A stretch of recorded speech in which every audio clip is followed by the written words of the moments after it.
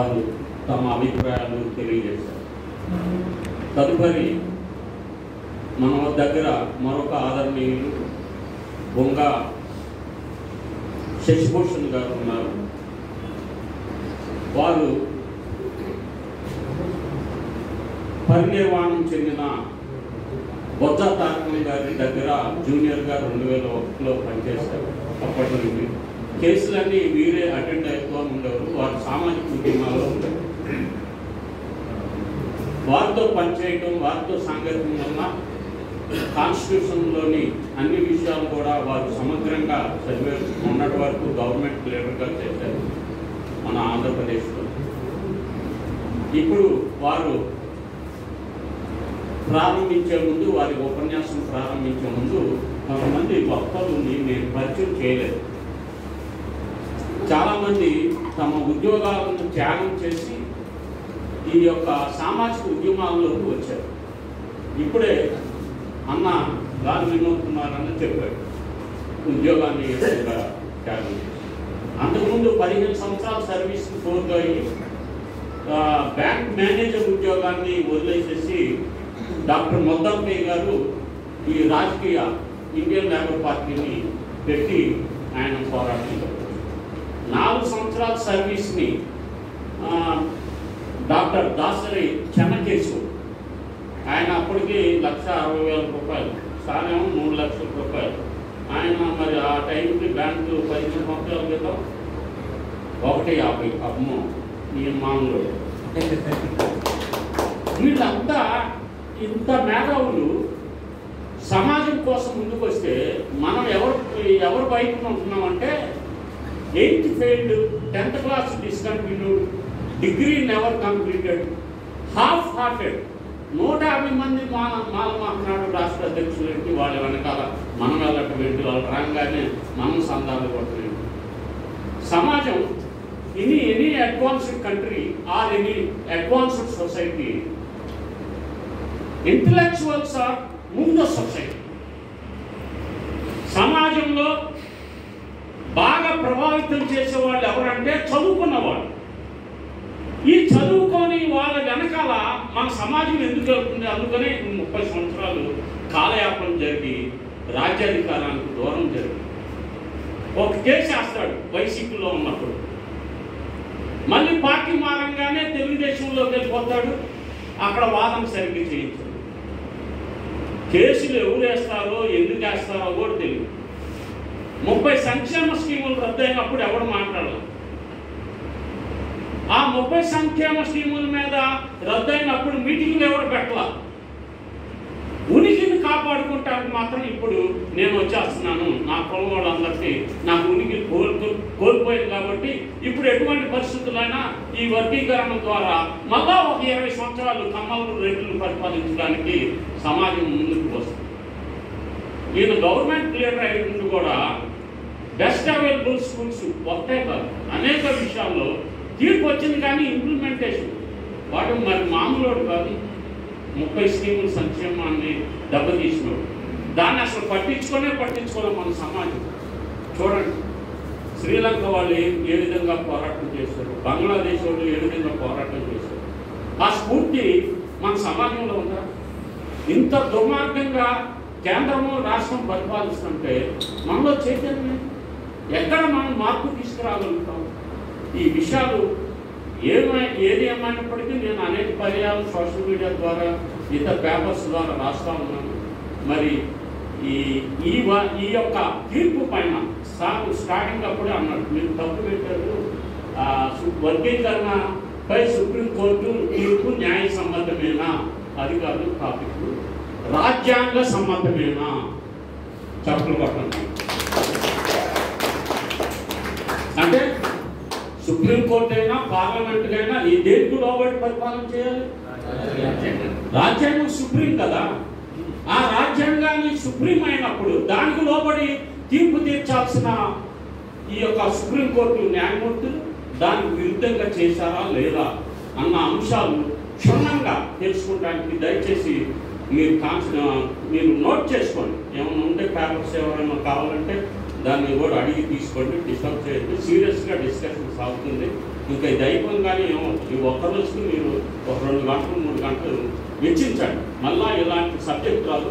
ఇది ప్రతి చోట ప్రతి వీలైనంత వరకు స్టేట్ వైడ్గా ప్రతి చోట పెట్టడానికి మన తమ్ముడు అనిల్ సిద్ధంగా ఉన్నాడు.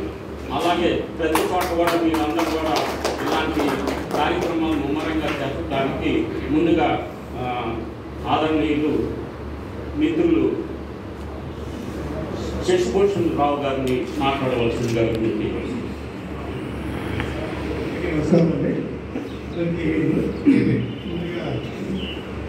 Very privileged day today. I am sharing my ideas with the very learned professor of Usmania University, Dario Kumar, because I never dreamed to sit along with him to share my ideas. Now I got an opportunity through Sudarshan Garu.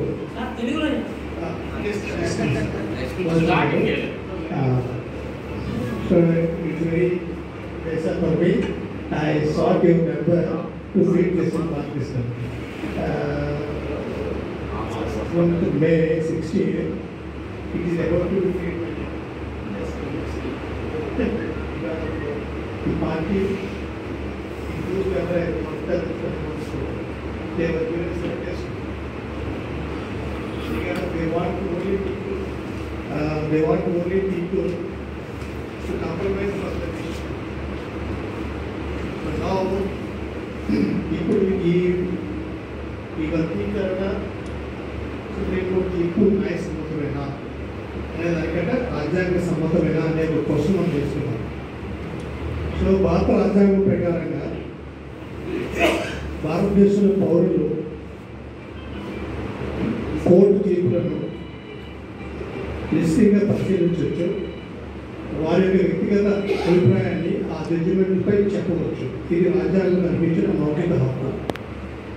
కేవలం జడ్జిలు దురుద్దేశంగా మాట్లాడుతూ వారు జడ్జిమెంట్లను తప్పుగా చూపెడుతూ తప్పుగా మాట్లాడితే తప్పితే మిగతా ఏ సందర్భంలోనైనా సుప్రీంకోర్టు జడ్జిమెంట్లను ఏ కోర్టు జడ్జిమెంట్ అయినా సరే ఒక పౌరుడిగా ఆ పౌరుడు తన యొక్క అభిప్రాయాన్ని ఆ జడ్జిమెంట్పై వ్యక్తం చేయవచ్చు.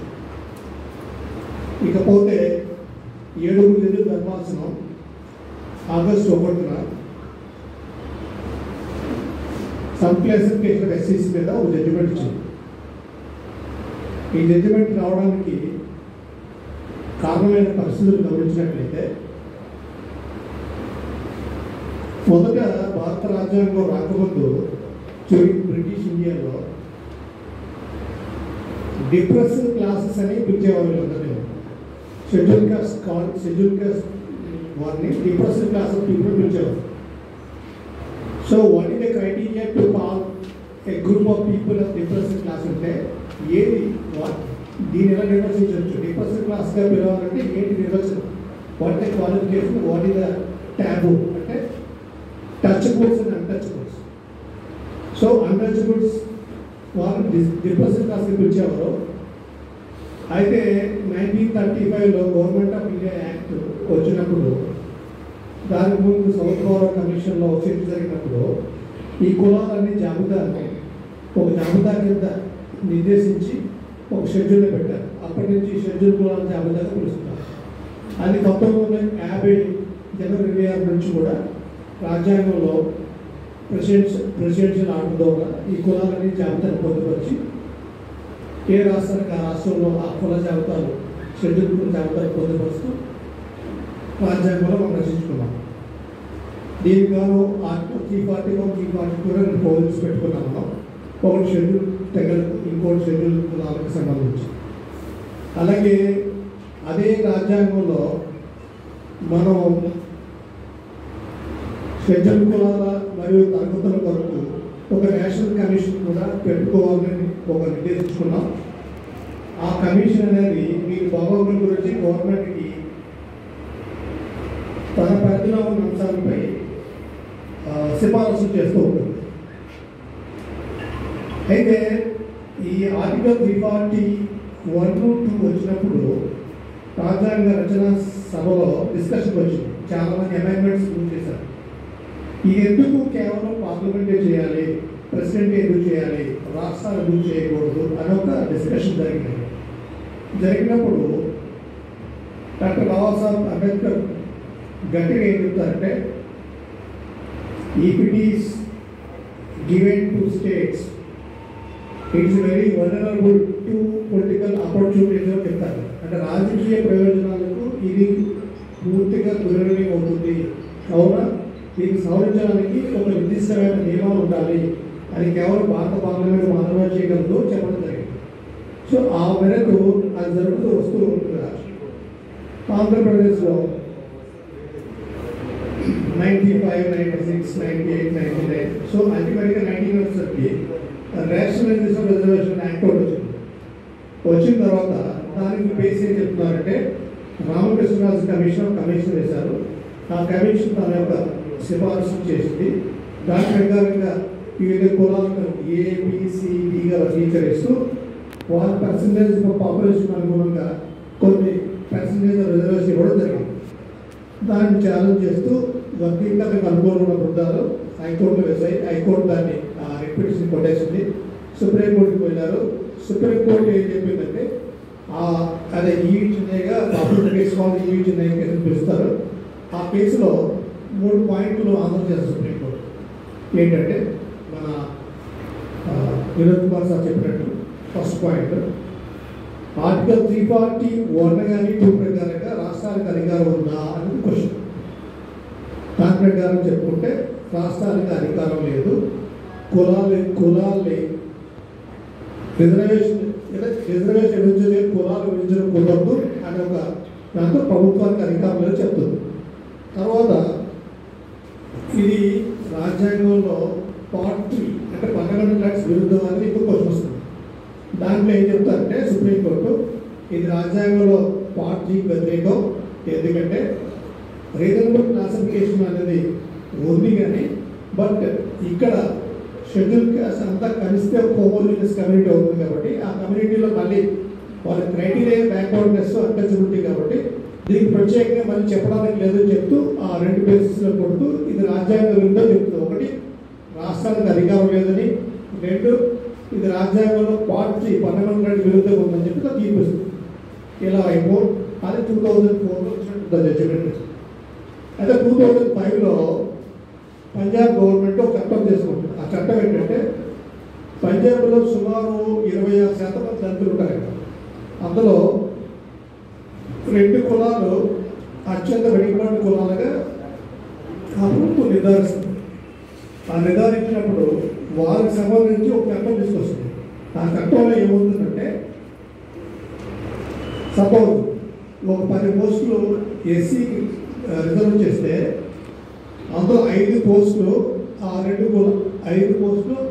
కులాలతో ఫిలప్ చేయాలి. ఫస్ట్ ఆ 2 కులాల వాళ్ళు ఆ సెలక్షన్ రాకపోతే నెక్స్ట్ గ్రూప్లో ఉన్న బి కేటగిరీ చెందిన అందరికీ వాళ్ళ ఎలిజిబిలిటీ ప్రకారంగా ఇప్పుడు they comes in zonal consideration according to the merit they would select for the post.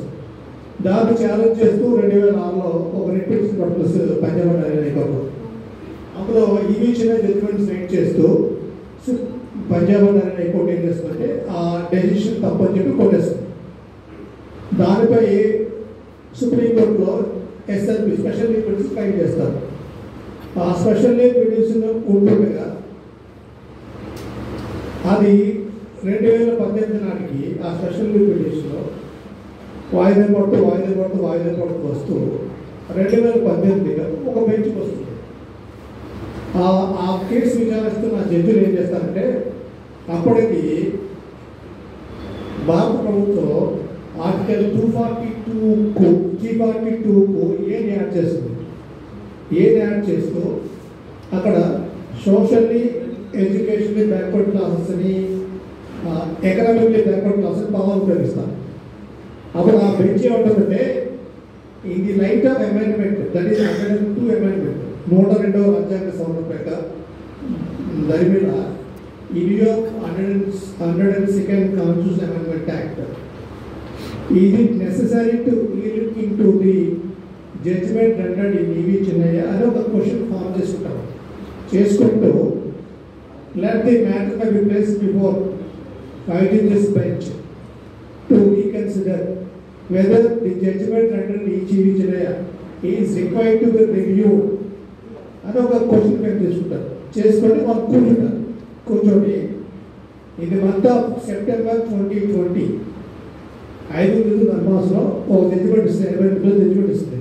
ఆ జడ్జిమెంట్ ఏం చెప్తారంటే, in view of the amendment in year 2018 by way of 102nd Constitutional Amendment Act, whether E.V. Chennaiya case is required to be reviewed into another question frame చేసుకొని, yes ఇది 5 ధర్మాసనం judgement కాబట్టి 7 review చేయాలి, 3 step వెళ్ళాలి. కాబట్టి 7 జడ్జిలు కలిపి ఈ జడ్జిమెంట్ ఈ కేసు విచారించాలని చెప్పి సీజేకి సూచన చేస్తుంది. అప్పుడు సీజే గారు 7 జడ్జిల ధర్మాసనాన్ని కాన్స్టిట్యూట్ చేస్తారు. ఆ కేసులో చాలామంది ఇంప్లీడ్ అయ్యారు. ఇంప్లీడ్ అయిన తర్వాత ఓవరాల్గా ఆ జడ్జిమెంట్లు చెప్పేది ఏంటంటే, వాళ్ళు అప్పటికి దేశంలో 1 పంజాబ్, 2 ఆంధ్రప్రదేశ్, 3 తమిళనాడు, 3 రాష్ట్రాలు ఈ most backward caste among schedule caste అనే కాన్సెప్ట్తో తమిళనాడు, పంజాబ్ తమ ప్రభుత్వ ఉద్యోగాల్లో కొంత పర్సంటేజ్ పోస్టులని ఇది మాకు రిజర్వ్ చేస్తాం. అందులో ఇంకా తమిళనాడులో అరుంధతి అనే ఒక కమ్యూనిటీ ఉంటుంది, అరుంధతి కమ్యూనిటీ. ఆ కమ్యూనిటీతో పాటు ఇంకా 3 కమ్యూనిటీలు, ఆ కమ్యూనిటీతో పాటు మొత్తం 6 కమ్యూనిటీస్ మోస్ట్ బ్యాక్వర్డ్ అని చెప్పి ఏం చేస్తున్నారంటే, మన అందరూ ఉద్యోగాలు కాబట్టి ఒక విషయం మనకు తెలుసు ఏంటంటే 100 పాయింట్ రాస్ ఉంటుంది ఉద్యోగాలు, 100 పాయింట్ రాస్. బట్ తమిళనాడులో 200 పాయింట్ సైకిల్. ఇక 100 పాయింట్ రాస్ గురించి ఒక సైకిల్ అయితే అక్కడ 200 పాయింట్స్ రాస్ ఒక సైకిల్. ఆ సైకిల్లో అక్కడ 80% రిజర్వేషన్ దళితులకి, ఎస్సీలకి. సో అక్కడ 36 పోస్టులు రిజర్వ్ చేశారు. 36 పోస్టులు రిజర్వ్ చేస్తే వారు లెక్క ప్రకారంగా 6 పోస్టులు ఈ 4 కులానికి కేటాయించారు. 6 పోస్టులు మళ్ళీ 6 పోస్టులుగా వాళ్ళు రాకపోతే అదే ఎస్సీ జాబితాలో ఎవరు మెరిటోరియస్ ఉంటారో వాళ్ళకి ఇవ్వాల్సి ఉంటుంది. అదొక కాన్సెప్ట్.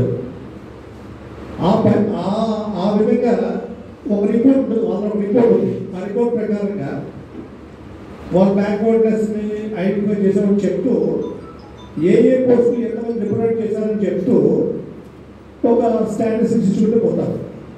సో అదొక చట్టం తమిళనాడులో ఉంది. పంజాబ్లో ఈ 2 కమ్యూనిటీస్, ఆంధ్రప్రదేశ్లో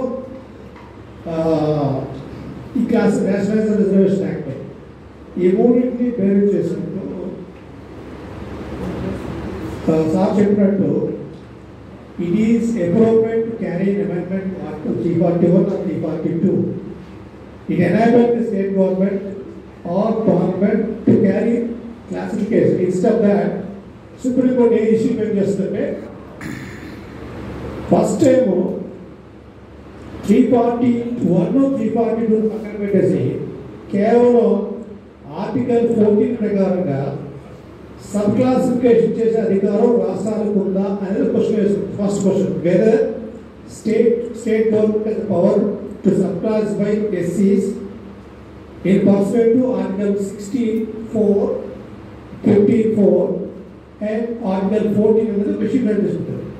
అంటే ఆర్టికల్ 14 ఏం చెప్తుంది, all are equal before law and before equal protection of law చెప్తూ over a period of time since 1950, there are number of judgments on the Supreme Court saying classification is prohibited, but reasonable classification is permissible. Classification is prohibited, but reasonable classification is permissible, provided there must be intelligible differential. So what is the intelligible differential? అనే point చెప్తూ reservation concept మనకి 342లో schedule tribes గురించి ఉన్నా, 41లో schedule caste గురించి ఉన్నా, 64లో ఉద్యోగాల reservation కానీ, 15లో విద్యలో రిజర్వేషన్స్ కానీ, కేవలం ఆ 2 రిజర్వేషన్స్ కూడా ప్రభుత్వం జీవోలో ఇస్తుంది. కేవలం అడ్మినిస్ట్రేటివ్ ఆర్డర్, ఎక్స్పాల్ అడ్మినిస్ట్రేటివ్ ఆర్డర్, గవర్నమెంట్ ఆర్డర్ ద్వారా రూల్ ఆఫ్ రిజర్వేషన్ ప్రొవైడ్ చేస్తుంది. రూల్ ఆఫ్ రిజర్వేషన్ ప్రొవైడ్ చేయడంలో చట్టం లాంటిది. గవర్నమెంట్ అచీవబుల్ కూడా ఈక్వల్ టు చట్టం. సో ఇస్తుంది కాబట్టి whether state has the power to classify or to subclassify based on backwardness of the race under Article 40 read with Article 16(4) అని ఒక ఇష్యూ చేసుకోవడం ఏం చేస్తుందంటే దానికి మనకి 1990లో మండల్ కమిషన్ యాజ్ చేసిన సందర్భంగా బీబీసీ గవర్నమెంట్ ఆ రోజుల్లో మండల్ కమిషన్ యాక్సెప్ట్ చేసిన తర్వాత ఓబీసీ రిజర్వేషన్ కాన్సెప్ట్ తీసుకొచ్చి పెడతారు. దాన్ని ఛాలెంజ్ చేస్తూ సుప్రీంకోర్టులో కేసు నడుస్తుంది. దాన్ని popularly called Indira Sane versus union of India అని చెప్పి ఆ కేసులో 9 మంది న్యాయమూర్తులు జడ్జిమెంట్ ఇస్తారు. ఆ 9 మంది న్యాయమూర్తులు జడ్జిమెంట్ ఏంటంటే రాజ్యాంగంలో socially and economically backward classes అని పదం ఉపయోగించారు. కావున సెక్షన్ 4 కి కూడా 15(4) కి కూడా ఉద్యోగంలో కానీ ఉద్యోగంలో కానీ economically education backward class reservation ఇవ్వచ్చు అని చెప్తూ ఒక పెద్ద జడ్జిమెంట్ రాస్తాం. ఆ జడ్జిమెంట్లో ఎక్కడ ఆర్టికల్ 342 గురించి ప్రస్తావన లేదు, 341 గురించి ప్రస్తావన లేదు. కేవలం ప్రస్తావన ఏంటంటే whether under the provisions of Indian constitution whether state is permitted to provide reservation to short education backward class of not the only issue. ఆ ఇష్యూ కాయిన్ చేస్తూ అందులో ఏం చెప్తారంటే క్రిమినల్ పదం తీసుకొస్తాం. There is no question about ఈ మాట ఇంగ్లీష్లో చెప్తారో నాకు మీకు కూడా ఇది ఎఫెక్టివ్ ఉంటుంది. ఆ జడ్జిమెంట్లో ఎక్కడ కూడా it says only other backward classes. It never dealt with the provisions of Article 41 or 42. It says only other backward classes. చెప్తూ ఈ క్రిమిలేయర్ అనే కాన్సెప్ట్ని 3 తీసుకొచ్చి ప్రవేశపెడతారు. క్రిమిలేయర్ ఫాలో అవ్వమని చెప్తారు. Creamy layer first time Indira Sane కేసులో క్రిమిలేయర్ చెప్తారు.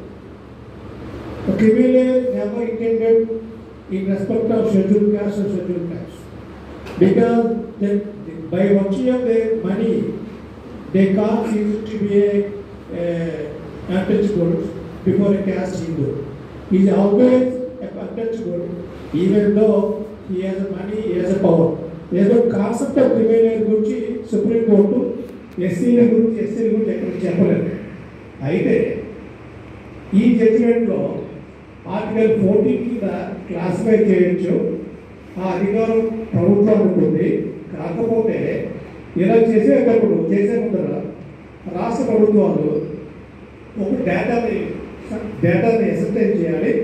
దానికి గాను స్టేట్ గవర్నమెంట్లో మనం ప్రమోషన్ రిజర్వేషన్ గురించి మాట్లాడేటప్పుడు కేరళను చూస్తాం. వెదర్ కేరళలో ఎస్సీలు రిప్రజెంట్ చేస్తాం లేదా రికమెండ్గా చూస్తాం. ఇక్కడ ఏమంటే స్టేట్ అది యూనిట్గా తీసుకొని ఎంతమందిలో రిప్రజెంట్ చేస్తాం షెడ్యూల్ కులాలు కానీ షెడ్యూల్ తెగలు కానీ అప్పుడు ఎవరు బ్యాక్వర్డ్ ఐడెంటిఫై చేసిన తర్వాత then you have to sub classify by identify most backward classes చెప్పడం జరుగుతుంది. ఇలా చెప్పేటప్పుడు supreme court article 342 341 it is become redundant provision implement చేస్తుంది. దానికి సంబంధం లేకుండా 14 కింద మీరు జడ్జిమెంట్ ఇవ్వడం జరుగుతుంది. తద్వారా ఈ జడ్జిమెంట్ ఇచ్చిన వాళ్ళు మొత్తం 7 జడ్జిలు అయితే సీజే ఇంకో జడ్జి గారు ఏం చెప్తారంటే power of state government to subclassify ఎస్సీస్ provided they have to collect data చెప్తారు. ఆ డేటా ఉంటే you have to provide backwardness identify చేస్తే మీరు రిజర్వేషన్ ఇచ్చుకోవచ్చు, క్లాసిఫై చేసి చెప్తారు. ఆ ఇద్దరు ఇస్తారు. ఈ ఇద్దరు జడ్జిలు ఇచ్చిన దాంట్లో CJs chief justice and Manoj Mishra సిఎన్ మనోజ్ మిశ్రా వీరిద్దరు ఒక జడ్జిమెంట్ ఇస్తారు. ఆ జడ్జిమెంట్లో they never referred about criminal. They only referred about how to classify. State is empowered to classify provided there must be empirical data అని చెప్తారు. Then Justice Gawai, number 2 judge of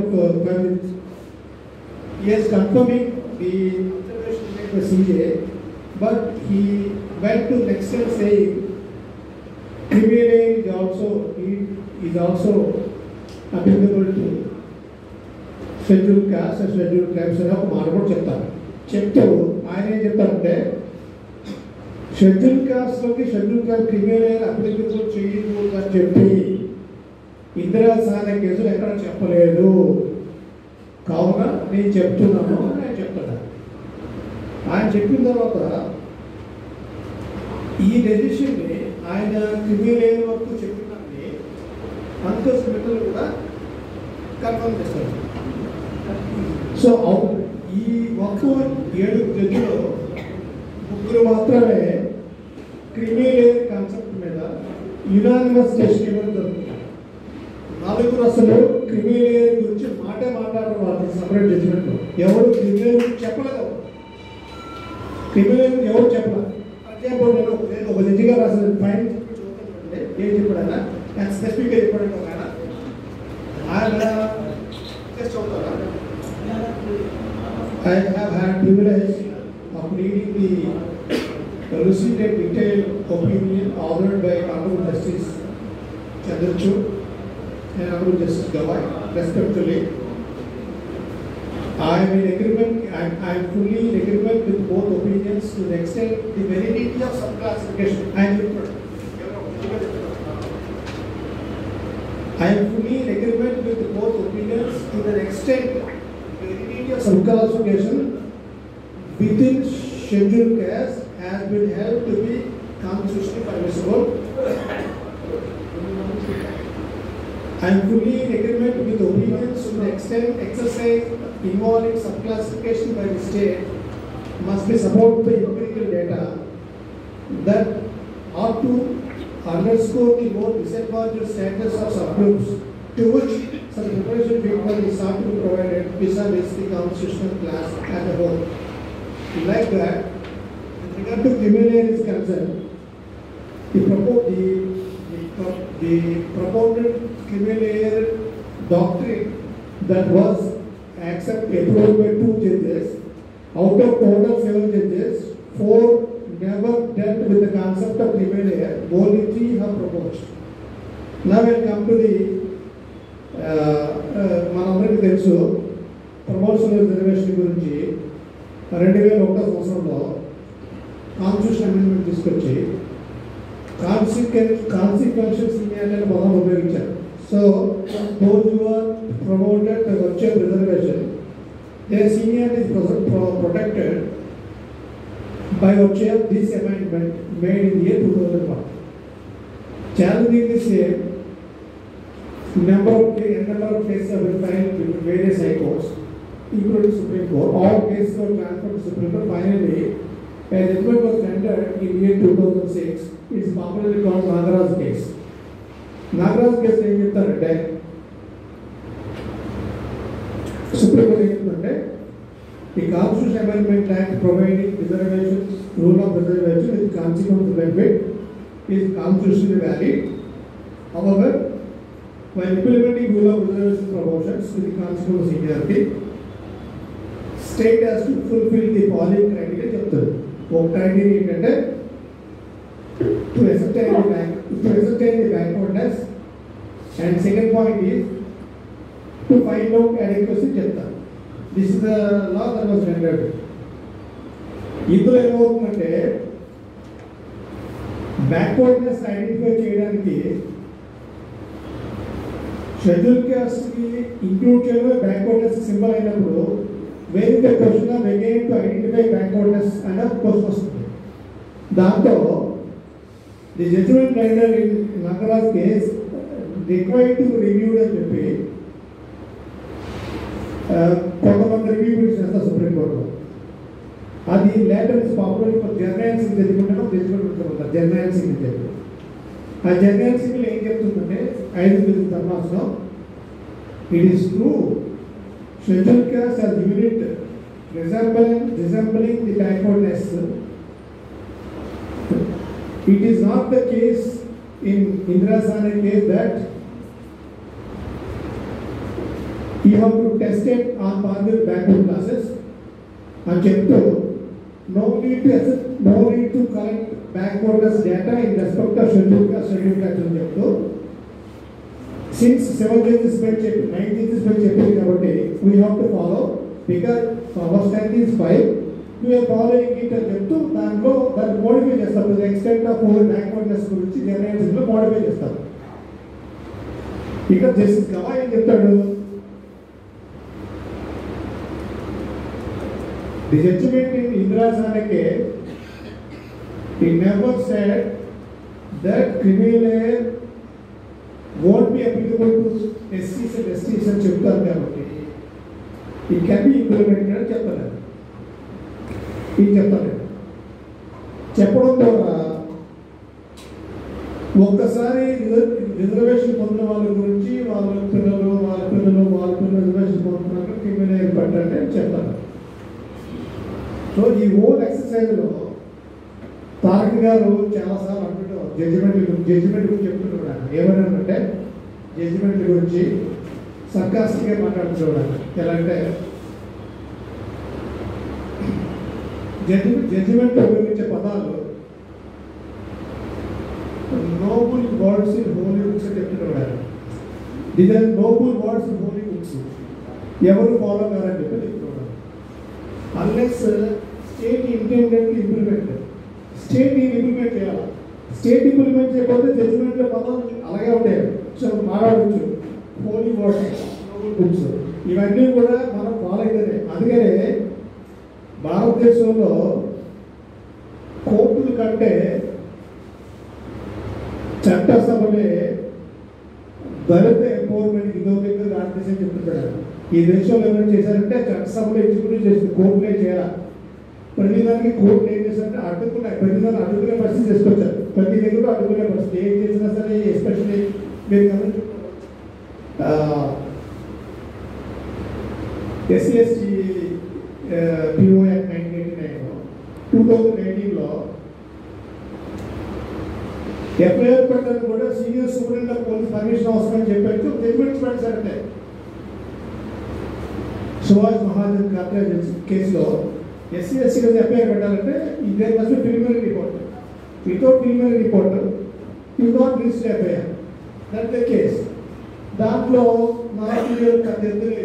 agitation వస్తే government of India review చేసింది. వేస్తూ 2018లో act cabinet తీసుకొచ్చింది. ఏం చెప్పింది? Notwithstanding anything containing any judgement అని చెప్పొచ్చు. సెక్షన్ 17 ఏ యాడ్ చేసి notwithstanding anything containing any judgement చెప్పొచ్చు. సో ఈ state has the power to nullify judgements. So ఇక్కడ ఏంటంటే స్టేట్ కలిగా ఉంటూ స్టేట్ చేయాలి. అది మన సార్ చెప్పినట్టు స్టేట్ చేయాలంటే స్టేట్ కలిగా ఉంటుంది. It's a master key. As long as your area master key, you have to make everybody to do something, to provide something. If you are able to get power, everything you have to done according to your wish. So అందుకని నేనేం చెప్తానంటే ఈ judgement ఏదైతే return చేశారో ఈ judgement పెట్టారంట state has to conduct lot of exercise that may be a district as a unit to find out backwardness and ascertain what is the status, what is the quantified good data, how we are representing. So what is the way in which ascertain backwardness? These are the things need to be looked into by states. But unfortunately, what I observed by seeing social media groups, everybody has his own opinion about classification. Somebody says, you have to implement. If this chief minister says, we implement that way, that chief minister will follow this way. What the Supreme Court says, finally, Supreme Court says, yes, to reach reservation to a most backward, nothing prevents the Constitution to classify SCs and to provide affirmative action to the backward by getting quantifiable data by body process of law. It can't be a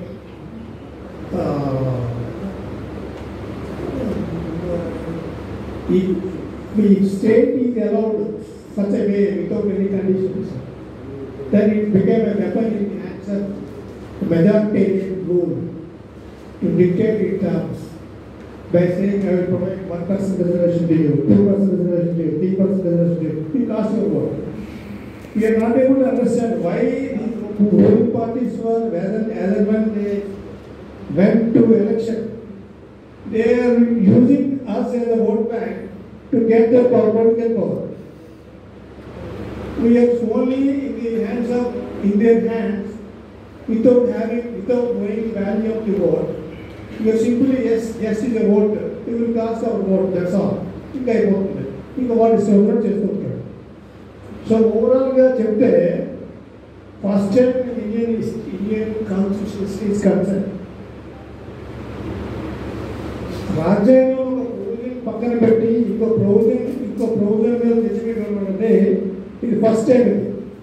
article 341 వదిలేసి only 14 పెట్టుకొని 14 ప్రకారం మీరు చేయొచ్చు అని చెప్పడం first time. అందుకనే it's nothing but making 341 and 342 as redundant. Suppose ఇక amendment తీసుకొచ్చారు, అమెండ్మెంట్ చేశారు, అమెండ్మెంట్ ఫోర్స్ ఆఫ్ పవర్ చేసుకుంటే దానికి తప్పే లేదు. కానీ రాజ్యాంగంలో ఒక ప్రొవిజన్ని ఇంటర్ప్రిట్ చేస్తూ ఇంకా ప్రొవిజన్ మర్చిపోవడం అనేది రాజ్యాంగం ఎంతో అది కూడా జరగల. ఇట్స్ అగైన్స్ బేసిక్ స్ట్రక్చర్ అని చెప్పచ్చు. అందుకని weather the way in which judgment rendered by Supreme Court is it meant for social justice or the question is for social injustice. So you can understand, and the Supreme Court saying to the extent that you are not a homogeneous community, you have never been treated equals, you are there is a difference among SCs also. Therefore, we never term them as homogeneous. Therefore, it requires classification of what proposal they were given by Supreme Court. So what I can say, the classification of what proposal by Supreme Court is only to go to the need among the scheduled castes, and there is no subcaste. This subcaste is the subcaste of particular caste. There is no such prescription there in the Constitution. It says scheduled caste order of Andhra Pradesh consisting of these are the caste. Scheduled caste of Telangana consisting of Telangana, so these are the caste of Tamil Nadu also. Except that there is no prescription that this is a subcaste, a particular subcaste, this is a subcaste, a particular subcaste. Nothing. There is no such definition provided in the Constitution. Scheduled caste means the caste which are enumerated under these are 341 in respect of particular state is scheduled caste. So, our people are expressing concern about criminal layer. If criminal layer applies, so what is the effect? So, for an application of criminal layer also, is the state to respond, not by judgment itself. Able judgment, when I am in government, what I understand, each decision of the High Court must be translated into either GO or an order of the government. Without giving order of the government, it can't be enforceable.